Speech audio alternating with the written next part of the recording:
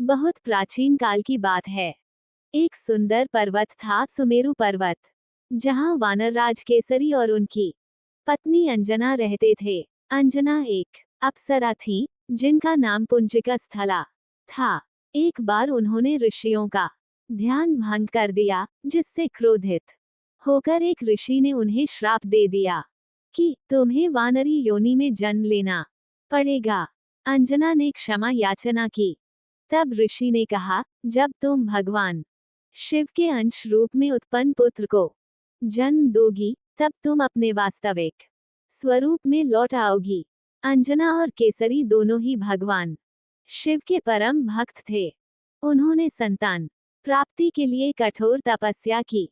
कई वर्षों की तपस्या से प्रसन्न होकर भगवान शिव ने उन्हें वरदान दिया कि वे उनके अंश रूप में पुत्र को जन्म देंगे। उसी समय अयोध्या के राजा दशरथ को संतान नहीं थी। उन्होंने गुरु वशिष्ठ के आदेश पर पुत्र कामेष्टि यज्ञ कराया। यज्ञ के बाद अग्निदेव ने उन्हें एक दिव्य खीर दी और कहा कि इसे वे अपनी रानियों को दें, जिससे उन्हें संतान प्राप्त होगी। जब राजा दशरथ वह खीर लेकर जा रहे थे, तब एक हिस्सा खीर का पवन देव के माध्यम से अंजना के पास पहुंच गया। अंजना ने वह खीर ग्रहण की। पवन देव की कृपा से अंजना के गर्भ में भगवान शिव के अंश रूप में हनुमान जी का जन्म हुआ। इसलिए हनुमान जी को पवन पुत्र, मारुति, आंजनेय आदि नामों से जाना जाता है। हनुमान जी बचपन से ही असीम बलशाली और चंचल थे।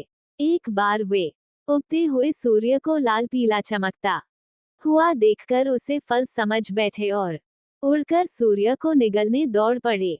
इस कारण पूरी सृष्टि अंधकार में हो गई। सभी देवता परेशान हो गए।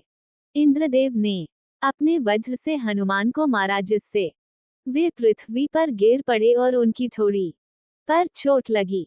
इस कारण उनका नाम पड़ा हनुमान, जिसका अर्थ है जिसकी ठोड़ी हनु विकृत हो गई हो। पवन देव अपने पुत्र को घायल देख बहुत क्रोधित हो गए और संपूर्ण वायुमंडल को रोक लिया। सारी सृष्टि में प्राणवायु का अभाव हो गया। सभी देवता भयभीत हो गए और पवन देव से क्षमा मांगी। उन्होंने हनुमान जी को अनेक वरदान दिए। ब्रह्मा जी ने अमरता का वरदान दिया, विष्णु जी ने अपराजय बल दिया, शिव जी ने उन्हें अपने अंश का आशीर्वाद दिया, इंद्रदेव ने वज्र से भी कठोर शरीर होने का वरदान दिया। हनुमान जी का उद्देश्य, हनुमान जी का जन्म भगवान राम की सेवा के लिए हुआ था। उन्होंने भगवान राम को अपना आराध्य मानते हुए जीवन भर उनकी सेवा की। रामायण में हनुमान जी की भूमिका अत्यंत महत्वपूर्ण है। माता सीता की खोज से लेकर लंका दहन, संजीवनी लाना, राम रावण युद्ध में पराक्रम दिखाना, वे हमेशा भगवान राम के भक्त और सेवक बने रहे। हनुमान जी का संदेश, हनुमान जी का जीवन हमें ये सिखाता है, भक्ति में शक्ति है, सेवा में श्रेष्ठता है, निष्ठा, नम्रता और साहस से कुछ भी असंभव नहीं है।